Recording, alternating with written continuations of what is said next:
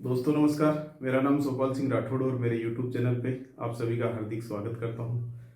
दोस्तों, आज का विषय आप लोगों के कमेंट पे, आप लोगों के फ़ोन कॉल्स पे है। होम लोन में यदि अपन पार्ट पेमेंट करते हैं तो उसमें EMI कम करानी चाहिए या टेन्योर कम कराना चाहिए, यानी कि आपको किस्तें कम करानी चाहिए या किस्त कम करानी चाहिए। इस पे कई लोगों के कमेंट्स आते हैं, कई लोगों के कॉल आते हैं और कुछ जो लोन के जो पार्ट थे उसमें कई जगह मैंने बताया भी था। फिर भी आज इसको थोड़ा सा मैं अच्छे तरीके से पूरा ब्रीफ करके बता देता हूँ आपको।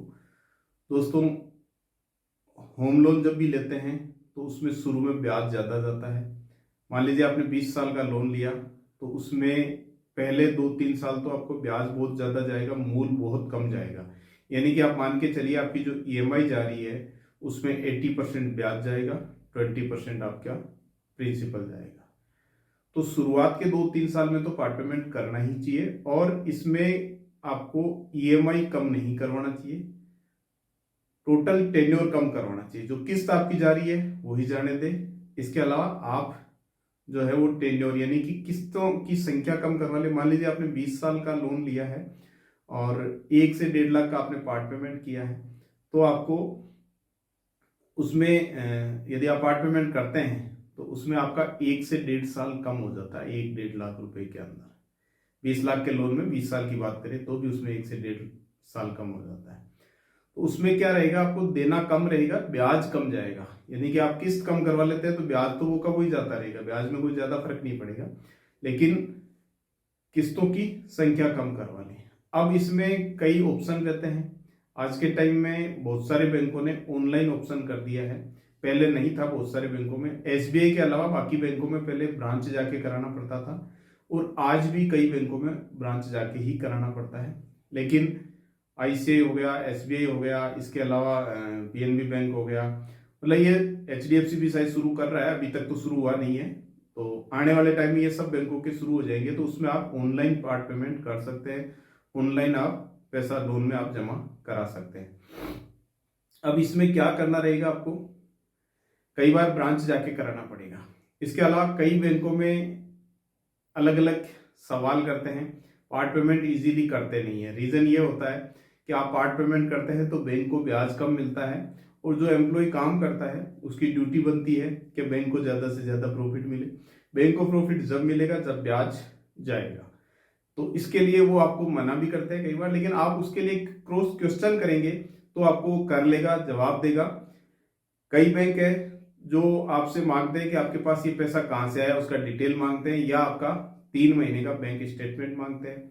इसके अलावा कुछ बैंक है जो प्राइवेट बैंकों की मैं बात कर रहा हूँ, लीडिंग बैंक है उनकी बात कर रहा हूँ, वहां मिनिमम 3 EMI आपको डिपॉजिट करानी रहती है। SBI में आपको 3 EMI ऐसा कोई फंडा नहीं है, उसमें 100 रुपए से लेके आप मैक्सिमम जो पेमेंट है आपका लोन है वो करवा सकते हैं और लोन लेने के दूसरे दिन बाद ही करा सकते हैं।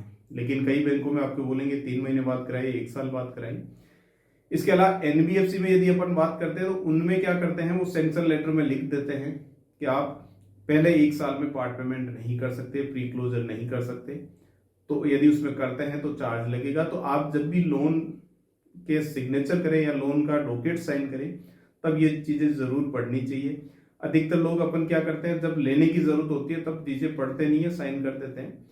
इंग्लिश में है लेकिन ये मोटा मोटी पूछ भी सकते हैं कि इसमें आप कब जमा करा सकते हैं, मेरे को ये बताइए, तो वो आपको बैंक का एग्जीक्यूटिव है वो बताएगा।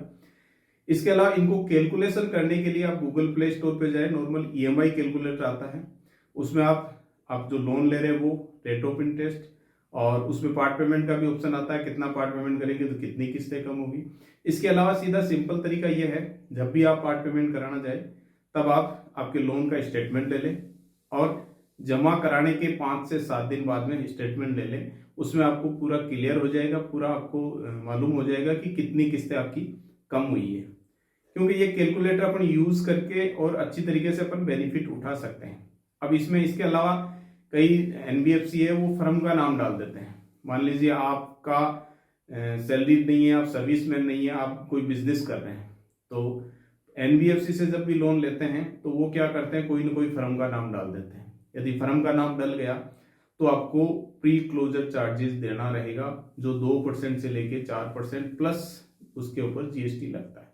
तो ये जरूर ध्यान रखें। ये उन लोगों के लिए है जो सर्विस क्लास नहीं है, उन लोगों के लिए ध्यान देना जरूरी है। कई बार सर्विस क्लास में भी ये फर्म डाल देते हैं एनबीएफसी वाले। क्या होता है कि आपकी सैलरी यदि कम है तो जो लीडिंग बैंक है एसबीआई वगैरह या एचडीएफसी, आईसीआई, जो भी बड़े बैंक है, ये लोन नहीं देते हैं। तो अपने को जाना पड़ता है, मजबूरी होती है तो जाना पड़ता है एनबीएफसी में। तो एनबीएफसी से जब भी लोन ले सावधानी जरूर बरतें। उसके अलावा उनमें कुछ इंश्योरेंस वगैरह वो कंपलसरी कर देते हैं, लिख देते हैं उसमें, सैंक्शन लेटर में तो करवाना पड़ता है, वो लिख सकते हैं एनबीएफसी। बैंक वगैरह आपसे कंपलसरी नहीं है वो आपका इंश्योरेंस करवाना, होम लोन का इंश्योरेंस या आपका जो इंश्योरेंस है वो कराना आपको जरूरी नहीं है।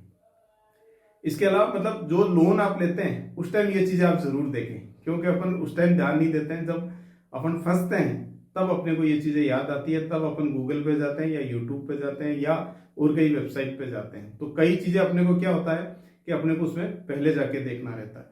अब इसके अलावा कुछ प्राइवेट बैंकों में ये भी है सिस्टम कि वो मिनिमम ये बोलते हैं कि आपको 12 किस्तें छोड़ के बाकी का जमा कराना है। तो वो आपको पहले से मालूम होना चाहिए।